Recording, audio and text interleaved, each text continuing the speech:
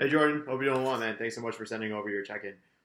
So first and foremost, dude, hope everything gets better at the very least at the new job. Also keep in mind that I think your mom is absolutely right in the sense that it's only your first week. Give it as much give it the best shot you possibly can.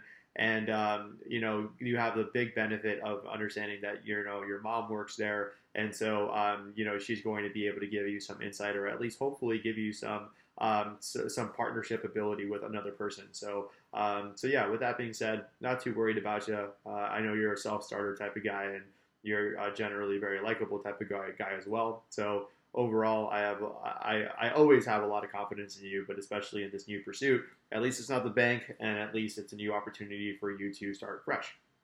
So going into your movement feedback here, I think squats are looking really, really solid, dude. I think squats are very, very good. Your at 8 was better than your at 7 with respect to keeping your crunch, and I think it showed in the sense that on your way up, your hips didn't shoot out as much, and you were able to drive your back into the bar a little bit more, and your bar was more so over the midfoot.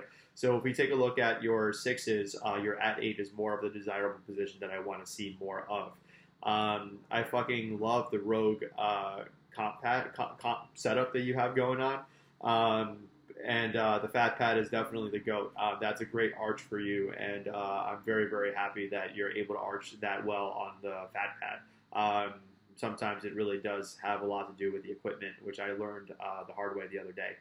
Um, but yeah, like your comp bench is looking really, really solid. I'm very, very happy with it. Your pauses are great, and your arch is looking better and better. So overall, this seems to be improving very, very nicely for you. For your single, good job in a 265, man. And with no straps, I'm very fucking happy about that. I know you're like, yo, I'm done. But that's fucking fantastic, dude, because Fabian tried to go for 275 just yesterday and missed it, so he ended up with 265 as well. So you guys are in a very big deadlift battle going on right now. But yeah, with 200, these are looking really, really solid. You're doing a great job keeping your upper back nice and tight. I really do think that the conventionals and the stiffies that we've done before really did help out with your back angle and strengthening those erectors. So overall, very, very good job with your back down sets. And I'm glad that you're not feeling too much on the knee. Really, really good job at getting your touches soft on the touch and go. Very, very nice job. Kevin is looking absolutely, absolutely thick in the background, but overall, very, very happy with touch and go. And Matt Cronin, we have all the dudes out here in the video. Um, yeah, dude, could not be happier with your crunch. Could not be happier with how well you're tucking your pelvis and crunching in and keeping that bar over the midfoot. Your hips are no longer even sticking out at all, so I'm very, very happy about that. And wondering why you got a spot on 165 for a 4 at 7, or did you just want to be close to that? Let me know right back when you get a chance. 170 was fantastic as well, man. Keeping the bar nicely over the midfoot, and Steph is over there as well. Um, hmm. That's really cool, man. Yeah, 170 was really, really great, and I'm glad your knee is not like on fire after that. Good job on 3 count. These pauses were very, very good. I want to see more pressure into the ball of your foot a little bit more, so that way we don't see a little bit of daylight between your glutes and your hamstrings. But overall, very, very good work. And with respect to your wagon wheels, these are good. I totally agree with you that these can be taken out. So if you'd like to take them out moving forward, that's perfectly okay. And you're at 8. Your 132 was great, and you know, come for the king. You gotta deal with the horns. I don't know if that's even the right way to say it. But yeah, last thing I wanted to say here was no worries on messing up your back on the golf swings.